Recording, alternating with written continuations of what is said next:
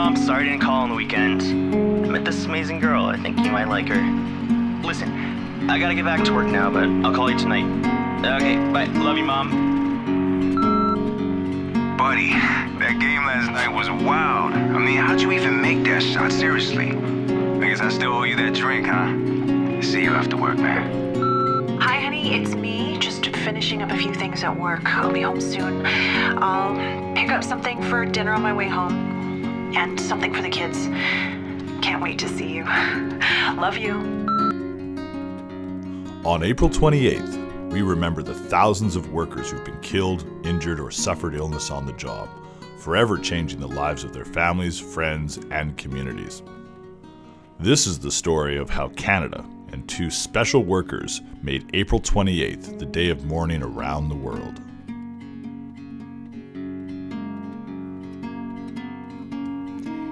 Meet Colin Lambert, one of the two people who dreamed of a day to remember workers killed as a result of their work. Colin came to Canada in 1968 and secured a job at the Inco mine in Sudbury as an active member of USW Local 6500. I knew I would get a job there. In fact, we came into Montreal. We came by boat, by the way.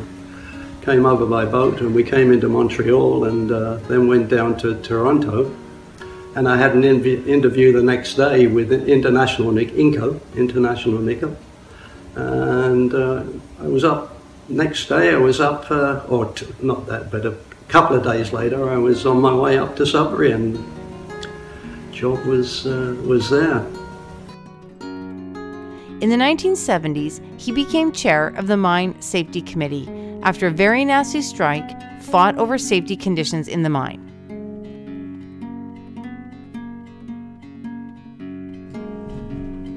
Recognizing a need for more expertise in his union, Colin approached the steelworkers to help him gain a degree in occupational hygiene. The steelworkers were supportive of Colin's initiative and quickly agreed to help him financially, as well as making sure his employment was secure during the months between university semesters. When he graduated with his degree, Colin was then advised that the union wasn't sure if they could offer him a full-time safety position. In an interview with the staff rep, Colin was asked for his stance on asbestos and without hesitation explained that in his opinion, no person should ever be exposed to any dose of asbestos. He said, well, what's your stand on asbestos then? And I said, well, I'm all against it, of course. There should be no, as far as scientifically, there should be no one exposed to any of asbestos because there's no safe level.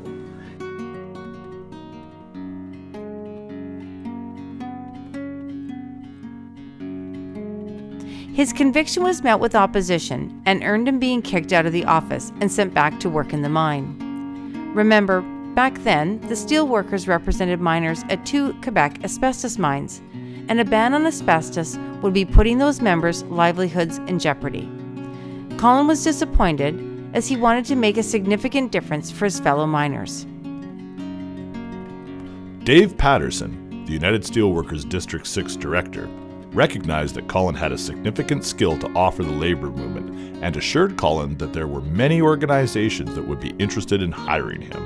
Within days of his conversation with Patterson, Colin was contacted by CUPE Ontario President Lucy Nicholson and offered a job as Special Projects Officer, tasked with the responsibility of developing a health and safety program addressing violence in the workplace. Colin accepted this position with CUPE Ontario, but in his heart, he was still a steelworker, where his passion for health and safety had planted its roots. And I didn't really want it. I really wanted to be working with the steelworkers. In his role at CUPE Ontario and as a member of the Canadian Labour Congress Health and Safety Committee, Colin met and became good friends with Dr. Ray Sentis, Secretary-Treasurer of the Alberta Federation of Labour. Ray was a longtime advocate for asbestos workers and was a kindred spirit with Colin on the need to ban asbestos. Ray had been an insulation worker prior to earning his PhD and was an outspoken critic of the asbestos industry and its collusion with government. Ray died tragically of asbestosis on April 13, 2000, at the early age of 56.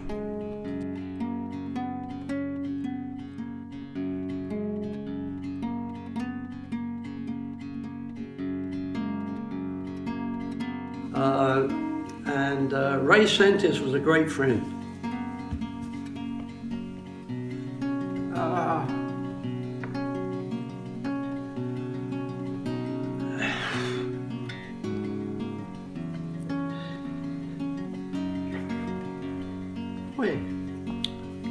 And anyway, I miss him still.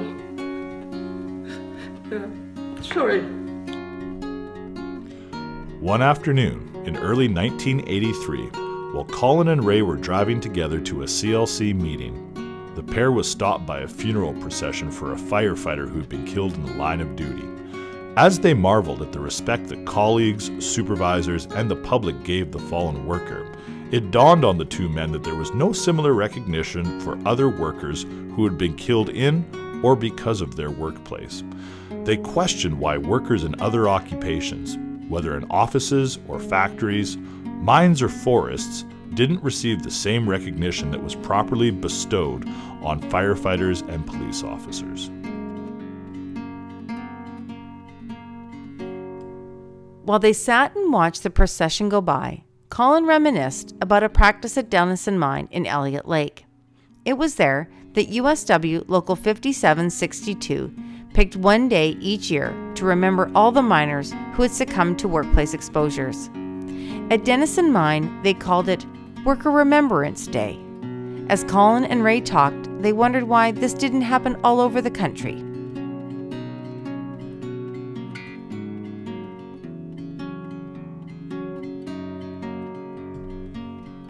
This is where the idea of the Day of Mourning started, at the side of the road while watching a funeral procession of a fallen worker. How fitting. Colin and Ray knew that to get an official day of mourning, they would need allies and endorsements. With the support and encouragement of his supervisor, Gilbert Levine, Colin started to engage key leadership within CUPE to build momentum on their idea. It was CUPE BC President Barry O'Neill who embraced Colin and Ray's passion and moved a resolution at the CUPE National Convention in 1983 to observe April 28th as the Day of Mourning. This date was chosen because April 28th, 1914 was the day the Ontario Workmen's Compensation Act was passed, the first of its kind in Canada.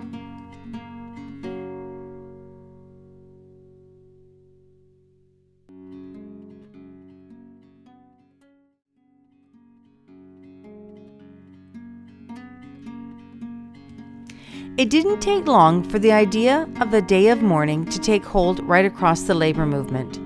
And at the 1984 CLC convention, a resolution was enthusiastically passed which cemented April 28th as the National Day of Mourning in Canada.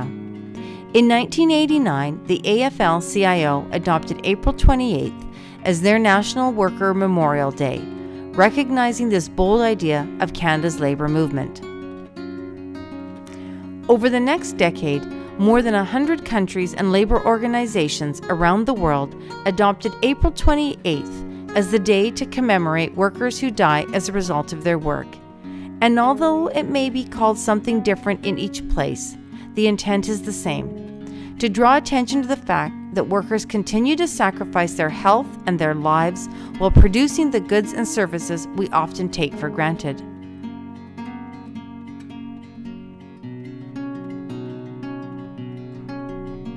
The Day of Mourning offers us the opportunity to stand together with the world's workers to remember those who have died on the job and to reflect on what needs to be done to prevent more deaths and injuries.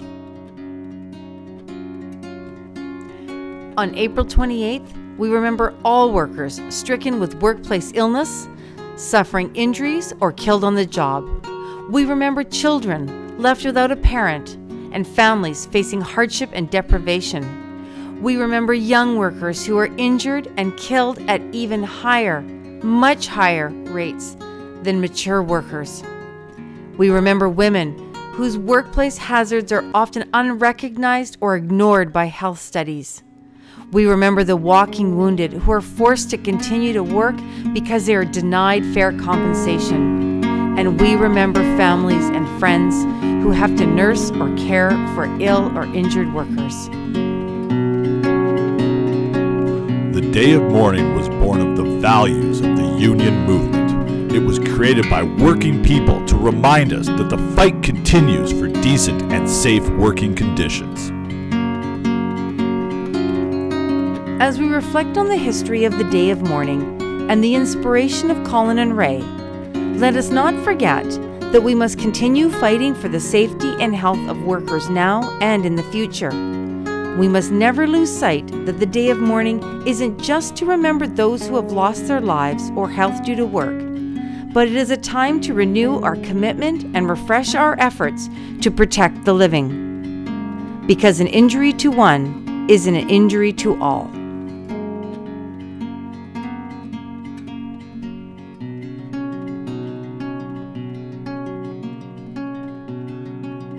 I won't bleed for a paycheck because I feel that it connects on a different level. It's not just I won't take the trash out of McDonald's because I simply don't want to break a nail.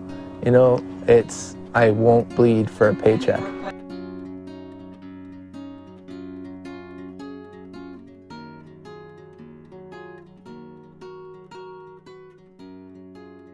Big brown